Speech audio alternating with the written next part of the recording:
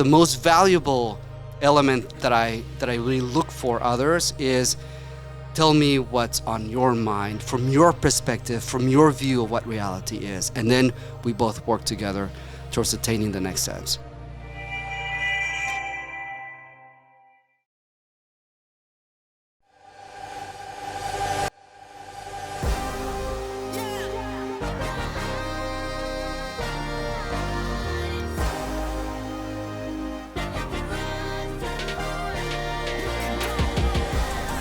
When your back's up against the wall, just know you got a place to stay. I know sometimes it gets hard, but all you gotta have is faith. If you can rise to it, you can rise to it. If you can rise to it, you can rise to it. Hey, what's going on, family, and welcome to another edition of the Rise to It podcast, your home for personal and professional development. My name is Jonathan Hernandez, a.k.a. the letter H, and with us today, we got our boys. We got Mr. DJ Sal Cortez. We got Mr. Frankie Liao. However, we're gonna dip in to our very, very special guest, the 9th president of California State University, Fresno, Dr. Saúl Jiménez-Sandoval. Welcome. What's going on? Dr. Jiménez-Sandoval, thank you so much for joining us. Thank you for inviting me. It's an honor to be here with you. Absolutely. Now, at Rise to It Productions, we take a lot of pride being from Central California. Some of our guests may know that you're from here, some may not. So can you describe your upbringing? I believe you had Mexico and then coming over here to the big city of Fowler, California, right? Yeah. So can you talk about that just a little bit? Yeah, so I came to Fowler when I was 10. My dad had a small tomato farm. And from Mexico to moving here was a pretty big cultural shift.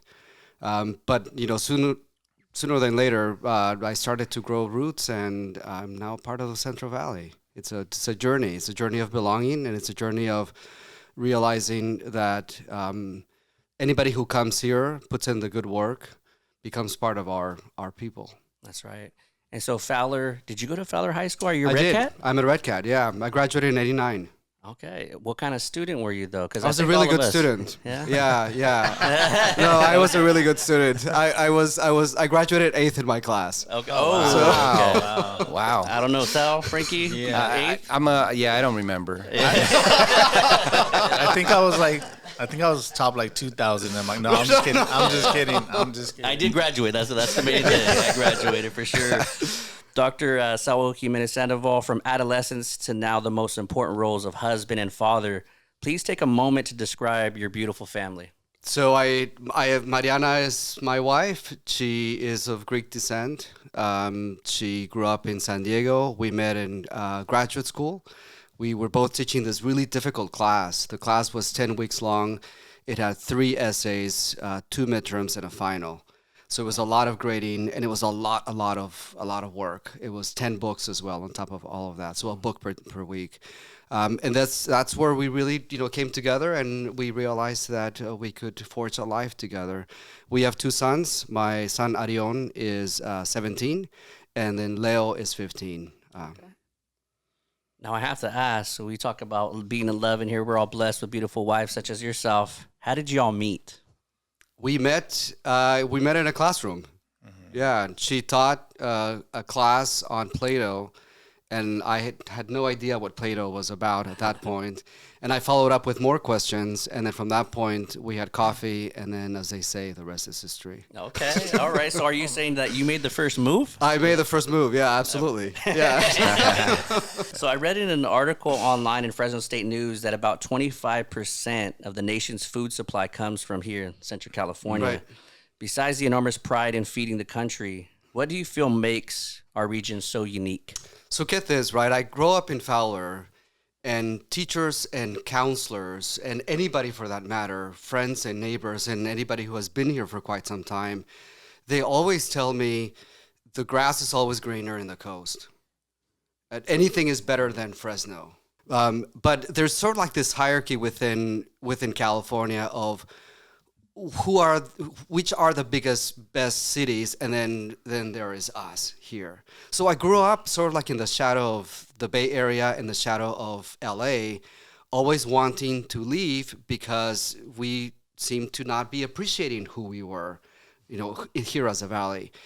So when I became president, I started to see this incredible wealth that we have as a community. Aside from that 25%, if you take out the grains that the Midwest produces, corn, wheat, soybeans, right? Take those out of the equation. That 25 grows up to be 45% of the fresh fruits and vegetables of the entire nation, of all of the country.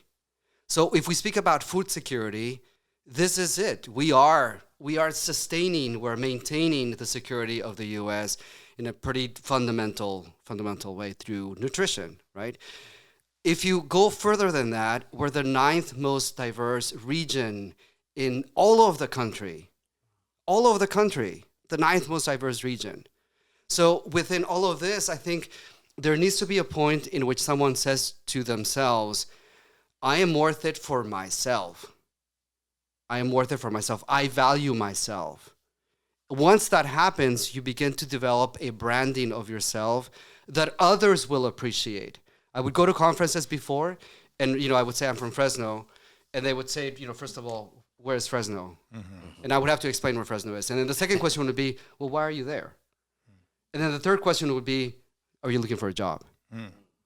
So I'm going to push back really strongly against that and say, we're from the Valley, Fresno, Visalia, an incredible, beautiful city, right? And in doing so, I now go to conferences. Before I used to say that because I wanted people to say, oh, thanks.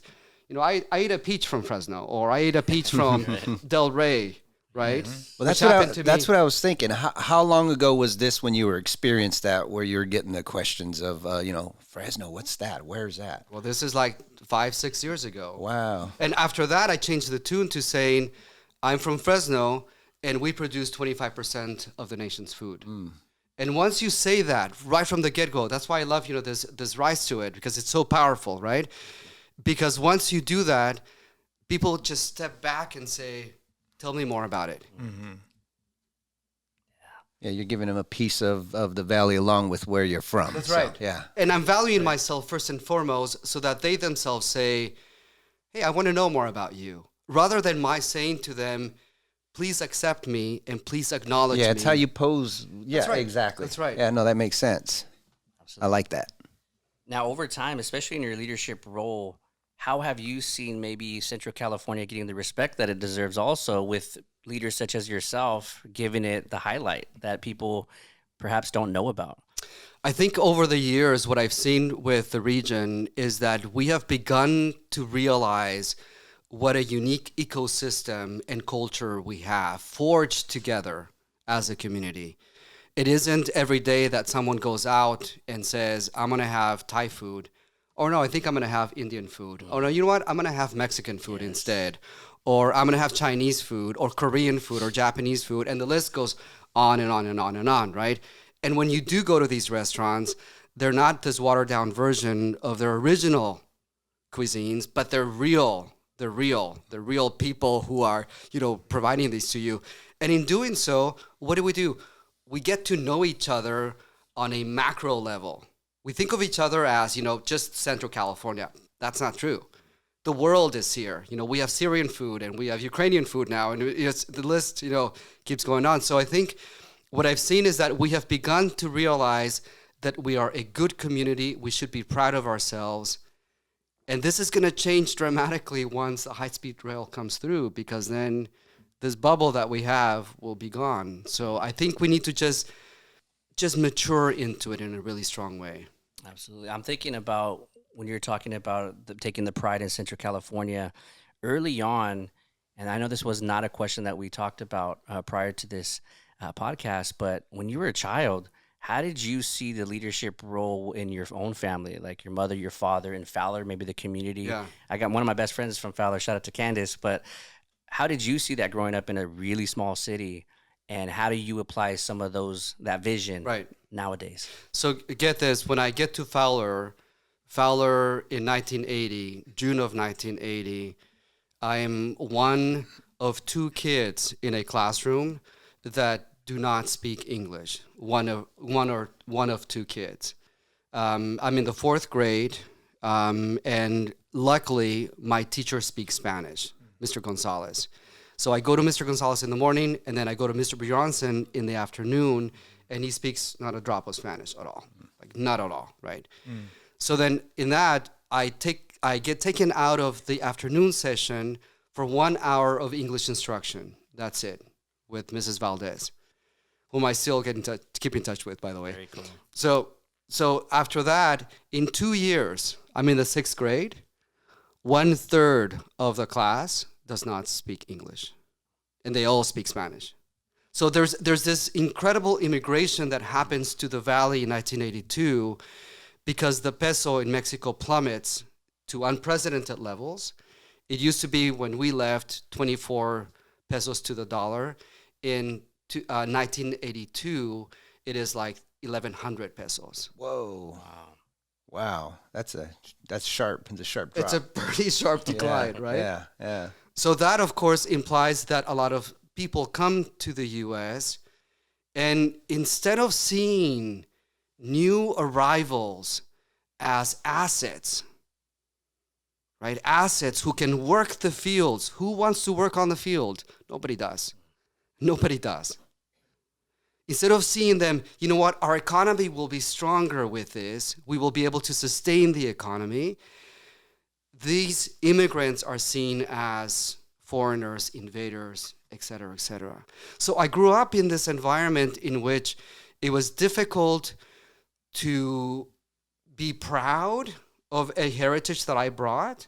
And it wasn't until I went to college that I began to read myself into the pages that I was being taught. And that's why I became a Spanish major and then later on have a PhD in Spanish, because it was for the first time that I realized that there was this incredible heritage behind me, this culture behind me that I was bringing to the table in order to empower our region. And that's the thing, right? So what I see nowadays is that we are celebrating each other from different backgrounds because we are all Americans, but we are celebrating the uniqueness of this tapestry called the U.S., and specifically called the Central Valley.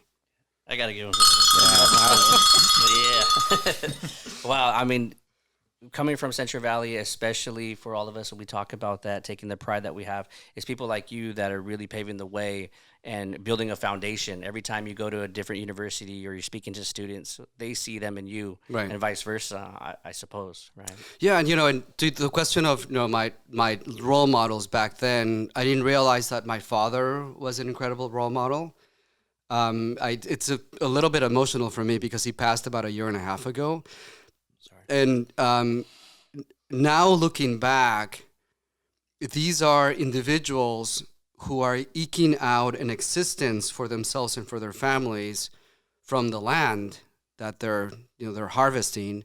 So we often think of leaders in positions like visible positions of power, when in reality, the greatest, most profound, most transformative leaders are usually mom and dad, or a teacher, or a friend, right? So going back to my dad, he was an incredible leader in my mind of how he was able to say, this is who I am, this is what my value is. He never forgot his value, even, till the end. And this is what I'm contributing to all of you. I'm feeding all of you, he would say oftentimes. Mm. So I gather, a lot of strength from the lessons that I've learned, but also a lot of strength from my father and my mother, my family, my friends, my neighbors, people whom I see every day. This is incredible what you're doing here. Thank you. I didn't learn to appreciate that till later in life, where you get anybody in any field and they are 100% all in on whatever that one thing is. I don't care if it's somebody working at a car wash. If they're the best person at that car wash, if they're the best barista at Starbucks, if they take pride in whatever it is they do, doesn't matter what it is. Right. But they always stand out, and you always appreciate that. And I didn't learn that till later, but you're right. That is the person that leads the rest of the crew. Totally. By the just doing it and people actually experiencing it. Yeah, for sure. Dr. Saúl Jiménez-Sandoval, how has your life changed for you? Has it changed at all, being named the 9th president of the state? So talk about that. It has changed quite a bit. Shake a lot of hands, kiss babies, all that stuff. Pretty much. last May I shook about 6,000 heads, at graduation. So So so now we got to talk about the hand cleanse. No, yeah, and I would have the squirt. little squirt, shake, squirt, right. shake, Yeah, squirt, shake. absolutely. Yeah. Somebody told me after the graduations were over, because I had 12 graduation ceremonies. They said, "You never sat down." No, I can't sit down because if I shake 10 students and then the next 10 I'm not gonna shake. That's not cool, right?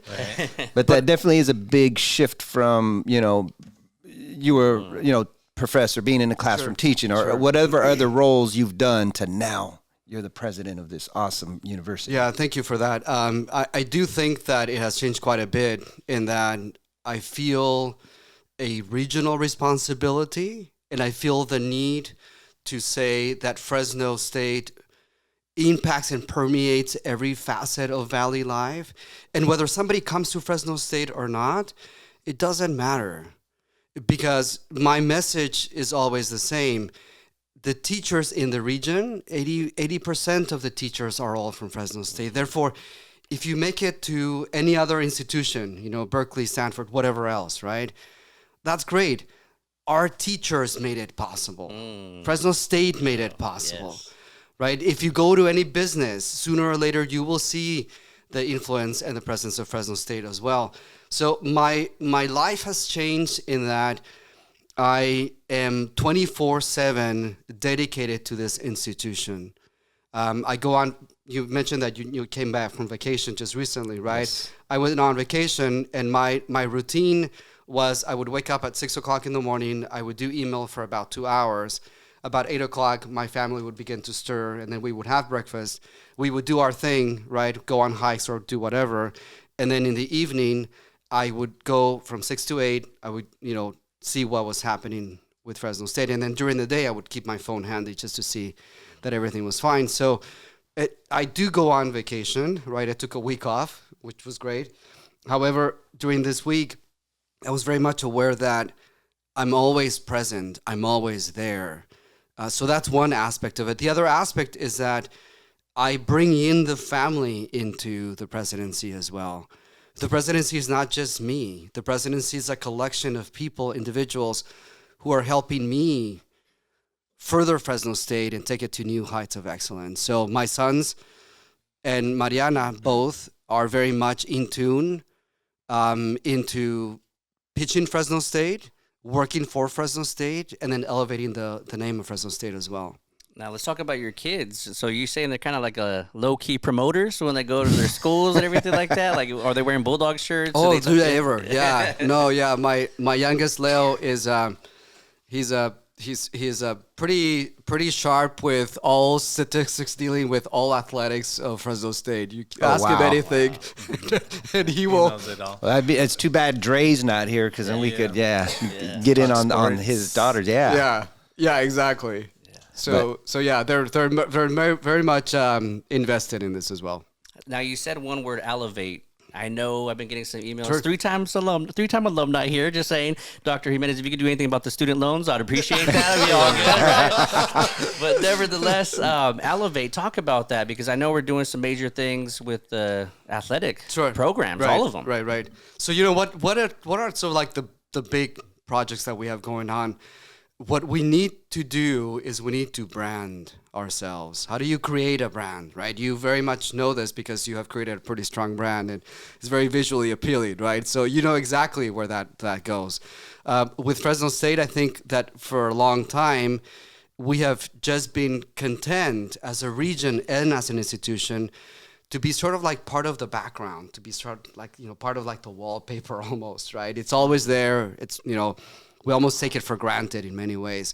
So what we want to do is we want to really showcase the impact, the profound impact that the university has on everyday life and on the image that goes outside into the nation and the world as far as what the university is concerned. One of the greatest ambassadors for the university, one of the greatest assets that the university has in terms of branding is athletics.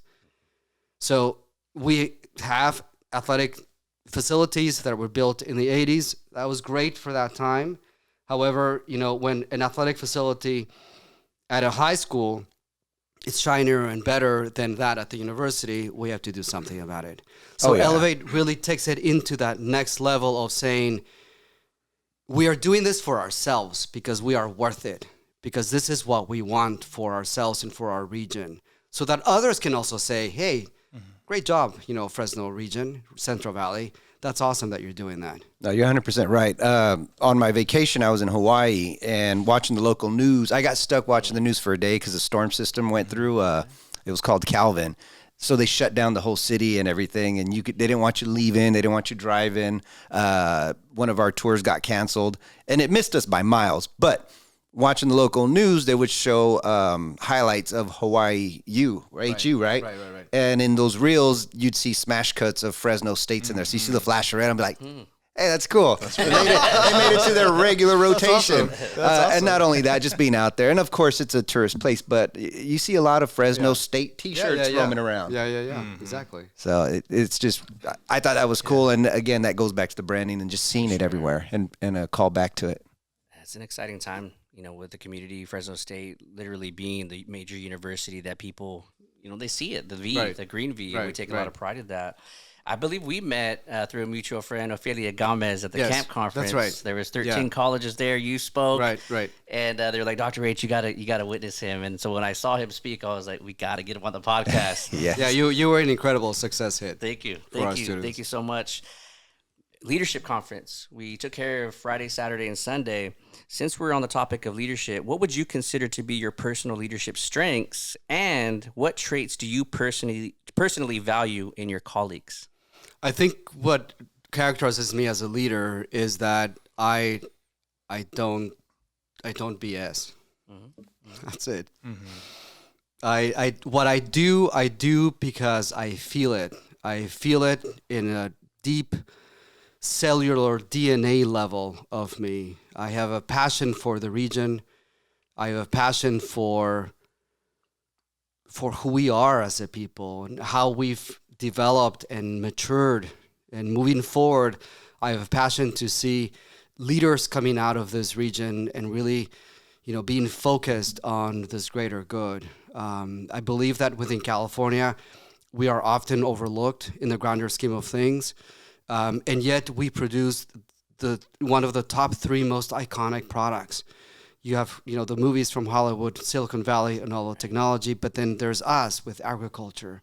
I think that within that, I hone in very strongly in doing what I do because I believe in it. And in leveraging my position, not for myself. I never do it for myself. I do it for my students. I do it for the people whom I see on the street, That's really what it's about. So I don't hold back if it's about the institution or if it's about the region. I often hold back if it's about myself because I don't believe that I'm important. I believe that I'm important only as so far as how I leverage the region and how I leverage the powers of the institution. Excellent.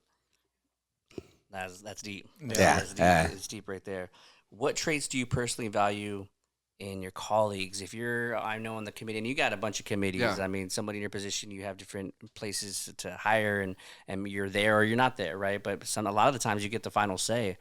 What is that final say for you? Are those listening, those leadership traits that want to become a leader? What is that for you that stands out? You know what I value the most in those who support me and in other leaders as well? I value full honesty. I truly do. So I'm the 8th of 8 children. As I told you, I grew up with 5 sisters and 2 brothers. And at the dinner table, people tend to look at large families as lucky go around type of individuals. It's not. Right? It really isn't, right? But what we learned at the dinner table was that we could disagree with each other and we could sometimes argue with each other, but then at the end of the day, we would hug each other and we would say, we move on. So what is most detrimental to me is when somebody does not tell me what's on their mind and tells me what they think I want to hear. Yes. That's the most detrimental thing that a leader can have, because in that case, the leader maintains this bubble that is not well informed. And what I want to be is I want to be as well informed as possible, because at that point then I will be able to say, I heard it from you, and therefore let's discuss the decision, because if we go this way, these are the repercussions. If we go that way, these are the benefits. So the most valuable element that I really look for others is, tell me what's on your mind, from your perspective, from your view of what reality is. And then we both work together towards attaining the next steps. Wow, that's a great culture you're creating, because it's literally truly starts at the top with people knowing that you're open to receiving them without them having to, cover it, or again, like you said, say what they think you want to hear. Yeah, but oftentimes I think leaders get too fragile with their egos, and they say, how dare you contradict me? Yes. I am X. Okay. And then what? Right? So, but instead of that, it's actually being open to other points of view so that you can become stronger. There's this great quote, that I value from Eastern philosophy that says, there where you find the most resistance is where you should go. And oftentimes we shy away from resistance because we don't want to go to the resistance. Right. But if you do go to the resistance, what happens? You tend to resolve that which is the core, the issue of the situation. Oh, that's great. I love that. Yeah, because I pay attention. Being a business owner, now it stands out to me when I see anybody who lives their life in the path of least resistance. You could tell if it's somebody that just does something, or even if they just walk by a piece of trash on the floor without picking it up, or if they're going to walk around something versus put it where it needs to go. Right. From that lower level all the way up through, just anything generally in life. Yeah. Yeah, because those people that are trying to do the least are the ones that offer the least. Right. We just had that episode on self-awareness too. Yeah. Man. I mean, we're gonna have to piece that and then put that in the episode and upload it somehow. That was really, really awesome, President. Many people may not know, but you were a professor at Fresno State for a long time. So talk about your experience teaching. So I was a professor for 14 and a half years, almost 15 years. I taught Spanish poetry, and I also taught philosophy. And what I would see in my students is that they would come in and they would be shy and they would be insecure and they would be unassuming. They didn't want to they were like this, right? They didn't want me to call on them. And then slowly what I would begin to see during the semester is they would begin to see themselves on the poems, on the readings, on the discussion, on the paintings, on the music, on the culture. I mean, the list goes on, right? And then pretty soon what they would say is, I know exactly what I want to do when I graduate. And I would look for, towards that moment in which the student would have this light bulb go off, in their mind. And then they would come to me excited and say, Professor, I know what I want to be. I want to be this, counselors or teachers or nurses or, whatever it might be. And after that, nobody could stop them. So I enjoyed, in a very deep level, being in the classroom, engaging with my students.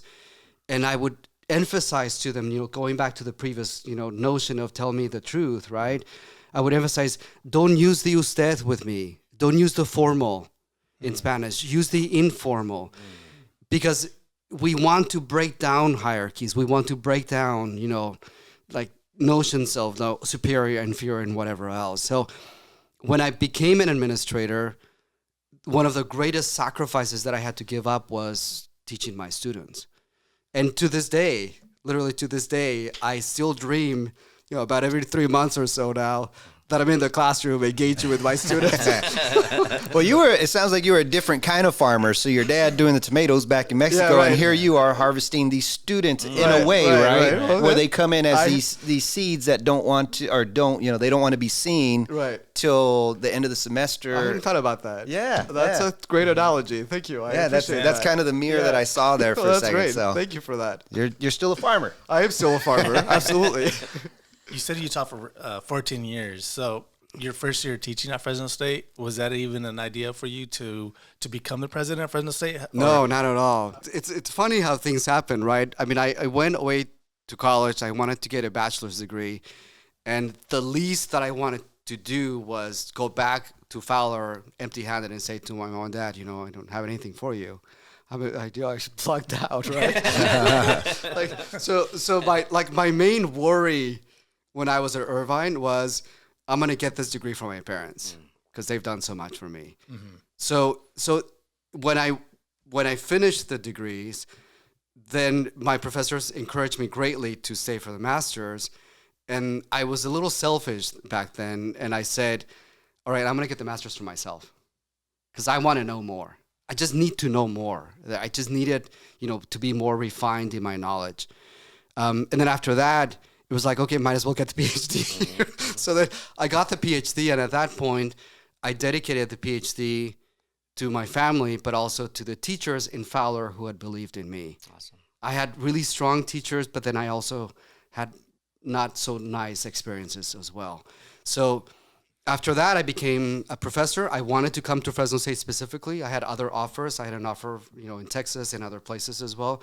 But I knew that I needed to come back here to the Valley. And I was lucky enough that I was hired by Fresno State at that point.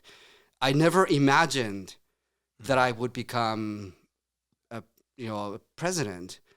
But when I was an assistant professor, and then I became tenured as an associate professor. And then when I became an associate professor, I was asked by my department to become the chair of the department. And at first I was like sort of like a deer in the headlights, like, wait, me? Seriously, you want me to become the chair? It's like, yes, you'll become the chair. But immediately after that, the very first meeting as chair, I remember that everyone turned towards me and said, where do we go from here? Mm-hmm. And that was just mind-boggling to me. It was a revelation in itself. Because at that point, I knew I need ideas to bring people together, number one. And number two, I need ideas to grow initiatives for the future of this department. And based on that, then, I was successful. I was reelected as chair a second time. And the dean stepped down, and I said, I have ideas for the college, and I'm going to go for it. And that's really how it came up, right? And I wanted to be the best dean, and I dedicated my entire being into being dean. I never thought, after dean, I'm going to become provost. And then after that, I'm going to become president, right? Right. But then when I saw that there were some ideas that were not fully working from the provost position, we had an interim dean, we had a great provost, and then we had an interim provost. And I said, if we get somebody else here who has no idea about the region or my colleagues or my students, then where are we gonna go? If somebody just wants this title for the sake of the title and for the sake of like this, curriculum vitae, that's not what I want.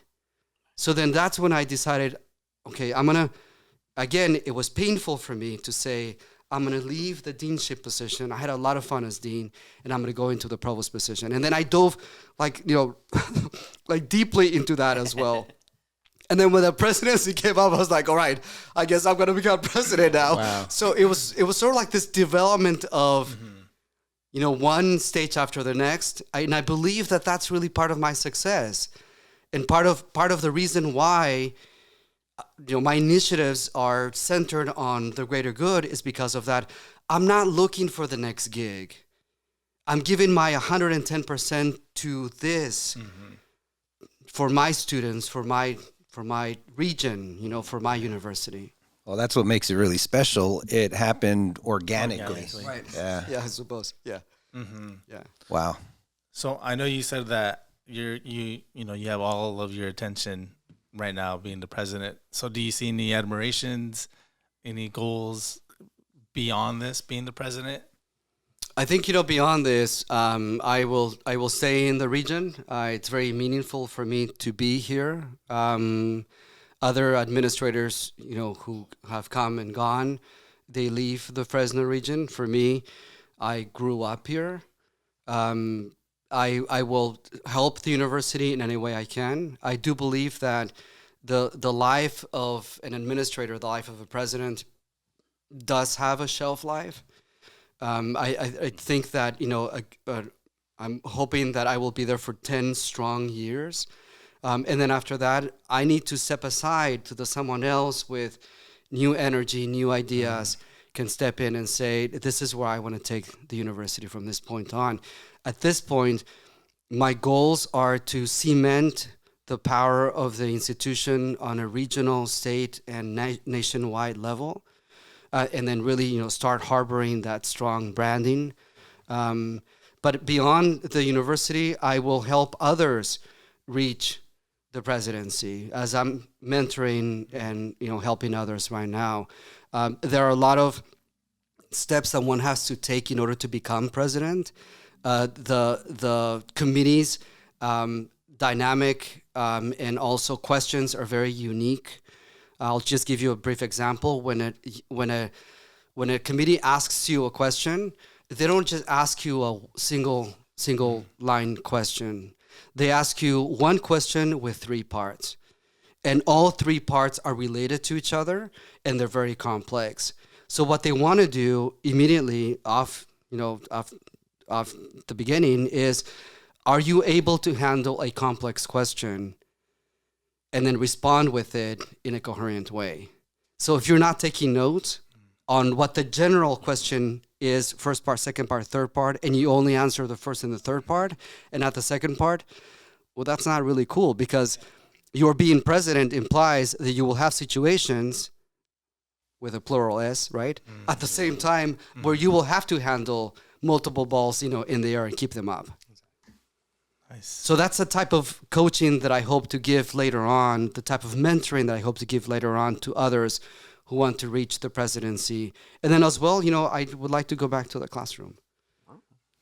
Nice. Wow. Okay. So no retirement after presidency. No.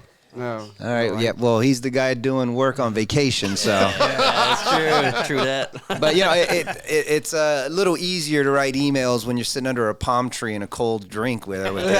Slightly. I know, because I do work on vacation. Slightly more. Now, you're talking about the drinks. What about the food, though? Because word on the street is, President, that you make a mean apple pie. Tell us about that. Your love for the kitchen. Yeah. So I enjoy the kitchen very much. I started to cook, and actually I don't bake really. I just bake the pie. The pie is the only thing that I bake. But I cook pretty well. I can cook Mexican food really, really well. Okay. From my region, right? I know that Mexican food is very varied as well. Right. But have we learned what region that was? Yeah, I was gonna ask. Yeah, what region? So I'm from Zacatecas. Okay. Yeah, I was born in Jalpa, which is east of Guadalajara, about 3 hours east of Guadalajara, mountainous region. But going back to the apple pie, I felt like I needed to master the apple pie, because it was this American secret to which I had no clue or concept how to make. None of my family made it. None of my family had the secret sort of like, how to make a crusty crust, right? Because if the crust is not good, then, the apple pie is not good. And then, how to do the filling as well. Yeah. So it took me about 12 years to get the apple pie that I have right now. Whoa. It's a process. So it's a long process, but my Mariana had to go through a lot of bad apple pies, actually. That's not a bad situation to be in, huh? Yeah. Official taste tester. Yeah, right, exactly. But I guess the greatest insight that I have on the apple pie is that I take unfiltered apple juice, and it's apple cider more than apple juice, because juice is already processed, right? So unfiltered apple juice, just you squeeze an apple basically and you get apple cider, right? So that's you take that, and then you put it in a really low fire, and it becomes this incredible thick molasses, like this molasses that is very thick syrup. So that is the secret to the inside of the apple pie, the filling, where you mix in it with the apples and everything else. So it has the flavor of the apples, but then it has the concentrated flavor of this apple cider that has been reduced to this syrupy consistency. And it's pretty thick as well. So it's not a runny apple pie either. Wow. You guys taking notes? You've been watching Food Network. Gave away the secret. Wow. Question for you about the apple pie. Sure. You want to make a pie, you don't have time to make it. Where are you going to go buy the closest apple pie, like to your standards? There's none. I definitely know that chefs are not bakers and bakers are not chefs. So you got both. So Well, you're excelling. Just with the pie though. right. But the reason why I wanted the pie was because I wanted to feel that I was part of America. I wanted to feel part of this great United States. American That's our pie. country. That's right. Yeah. Put it on the windowsill to cool. Right. Yeah. For sure. Now, DJ Sal, I think we got the lightning round coming up. Are we ready for the president. lightning? I think we're ready. I think we're ready. So All can you right, let's explain get that? ready. So you mentioned answering questions. So the lightning round is a fun round. Sure. Basically, it's going to start with me. I'm going to ask you 5 questions or so, and you'll have about 15, 20 seconds to answer. All right. Some of them will I'll be do my quick best. one word answers. I'll do maybe. my best. And then it's going to get faster, right? So when we get to Frankie and his questions, you'll have 10 seconds. And when we get to Jonathan, it's going to be 5 seconds. That's pretty fast. So that's pretty how fast. we're gonna speed it up as it gets down there. I'll try it. I'll try it. As you can tell, I like to talk. Well, listen, I'm going to break the ice with some easy ones to get started, right? Sure. So let me see here. I play music for a living. So I run a DJ agency and a wedding company. So let me see here. I'm going to start with this one here. Fill in the blank. Taylor Swift is... And I'm known in my life because I don't know her music. That says everything. It's all good. It's all good. With that being known... I know that she's a singer. And she's quite popular too. God, yeah. She And people who follow her, I'll call her the Swifties, right? Okay, all right. But I don't know her music. He's too busy running the school, man. He's too busy running the school. I guess that's a little more. Yeah. He's got some serious stuff going on other than following Taylor Swift. All right. Okay, then let me go here. I'm gonna assume you listen to music. Yeah, I do. What was the last song that you either purchased or downloaded? Purchased or downloaded? That means you really like this song. I 'cause really you went out do and like got the it. song. Yeah, and I actually buy the songs quite often that I like, right? So the last song that I did that was Hombre Lobo en Paris by, what is their name? I forgot their name. In any case, it's a Spanish rock duo from Spain that was really pretty profound for me growing up. I'm gonna have to go look that one up. Wolf in Paradise. In Paris. In Paris. Oh, Yeah, in Paris. Paris. Paris. Right. Okay, awesome. Let me see here. If you could interview a past idol, someone that you just looked up to or admired, Like from history overall?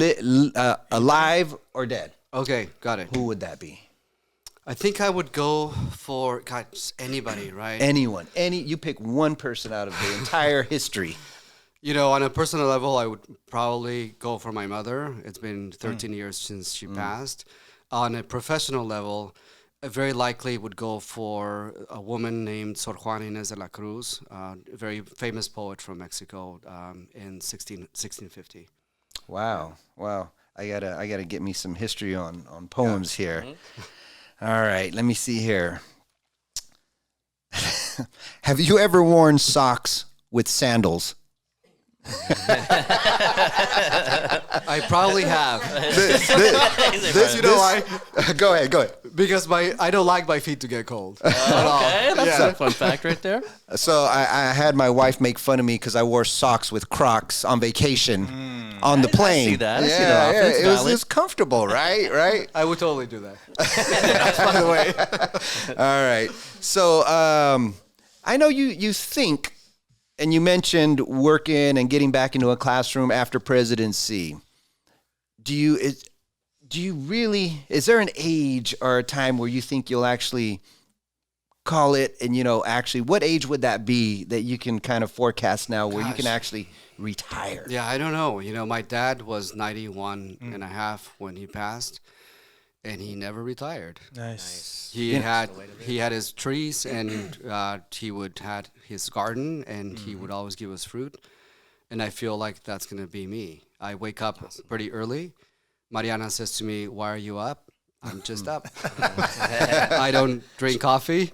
I'm just naturally energized. So Nice. Well, now I'm curious. I'm going to do a part 2 to that question. No. This is a good one. This is a good one. Just because you said your dad was a farmer in Mexico, did he farm here? he was a farmer here, not in Mexico. Oh, here. I'm sorry. Okay, I misunderstood that. No worries. Okay, awesome. Yeah. And let me see here.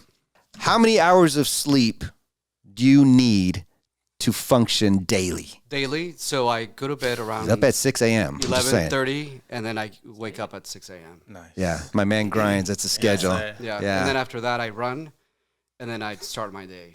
From that point on. All right, we're done with my silly questions. Good job. Good job.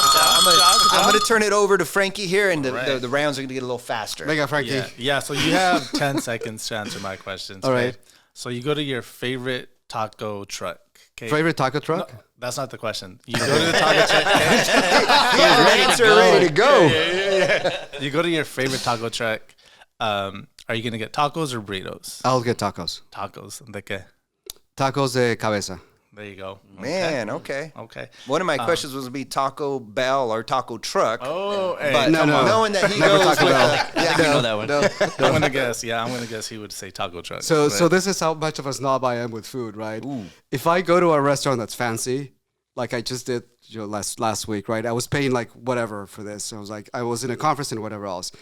And then they served me something. I was like, this sauce better be made here. Is it made here? Nice. They're like, yeah, it is made here. But it's from a can, huh? It was. I was like, I've learned to appreciate that. I found out that the more we only really go to privately owned restaurants. I don't go to commercial places. right. Not that there's nothing wrong with it, but when there's somebody in the kitchen that's passionate enough to create that business, Yes. the food's just gonna be That's better. it. Okay, Frankie, sorry. You're good, 10 brother. You're 10 good. seconds. You're good. Growing up, favorite cereal? Lucky Charms. Lucky Charms. Did you eat the marshmallows first? And the other one was, what was the one with the frog? Oh, Sugar Smash. Sugar Smash. Sugar Yeah. Smash. Yeah. Sugar Smash. Sugar Bear. I Was the missed bear. that. I think the first one was Lucky Charms, but then I graduated to the frog. Yeah. Pineapple on pizza, yes or no? Me, yes. All right. My okay, kids good. know. No. Yeah. Okay. I love it. So you go back to school. You have the option online, Zoom, online learning, or in class. What do In you class. do? 100%. I want to see them. I want to interact. I want to be with them. Yeah. All right. And you go to Mexico City, or wherever you want to go, big city in Mexico. You got one place to go eat. What are you going to order? What are you going to eat? In Mexico City, I'm going to go and have barbacoa, tacos de barbacoa. I love it. Yeah, which is lamb, which is like they raise the lamb, they grow the wood, they do everything, and it's just incredible. I love it. Yeah. You could have said some lobster, some No. fine dining. You said No. tacos de barbacoa. I Tacos de love it. barbacoa. Keeping it real. I Yeah. love it. Keeping it real. Yeah. Thank you, Mr. President. That's Thank you. Frankie. All right, Frankie. I'm gonna Frankie's be at buying Mexico lunch. City, so we're leaving tonight. So I'm gonna go check that out. I'll send you some. Don't send me the Lucky Charms or Smacks. No. I'll send you some places. Seriously. All right, Yeah. for sure. All right, this is gonna go fast. President, favorite music artist. Lila Downs. All right, non-alcoholic drink of choice. Kombucha. Your family's favorite vacation destination. Oaxaca. Ooh, I love Oaxaca. Favorite movie of all time. Princess Mononoke. Okay. President, what's your hidden talent besides baking? My hidden talent, probably running, but running in a metaphorical way. I can go run and run and run. You can run and check emails when you're I can run nonstop. I don't give up. Okay, I got some jogging shoes over here that I don't use. That I don't use. We want to see this, so we can get it on film real quick. I do 5 a day. Still Nice, at nice. 52. Favorite sports team. Favorite sports team? The Bulldogs. 100%. Hey. Of course. Yeah. Besides the Bulldogs. Was what we that even got? a question? Sports. Oh, professional. Maybe professional. Professional? Professional. I don't want to get into He's all the Bulldogs. To be continued. He's like any team that has a Bulldog on it. There we go. This one's from Darlene, our family from Tennessee visiting. Dream car. Dream car. You know, I'm not a big car person, but I love Toyotas. Hey. Okay. All right. I do. All right. Team Toyota. Toyotas What are- feel good driving mine later. I just got a Toyota. Yeah. Awesome. And this one, you can take your time on this question. When your time comes to a close as the leader of FSU and you are looking back on your presidency, what do you hope to have accomplished? I hope to have accomplished a sense of community and pride, a sense of worth, and a brand like no other. My students feeling proud of themselves and of their talents, and my students knowing that what's in their toolkit is the most important element that they need in order to succeed, which is culture, pride in themselves, and pride in the region. Love it. Love it. We consider ourselves family brothers and Rise to It, and now we consider you a brother. Thank you so much, you. Dr. Saúl Jiménez-Sandoval. Let's give him a rating. Thank you.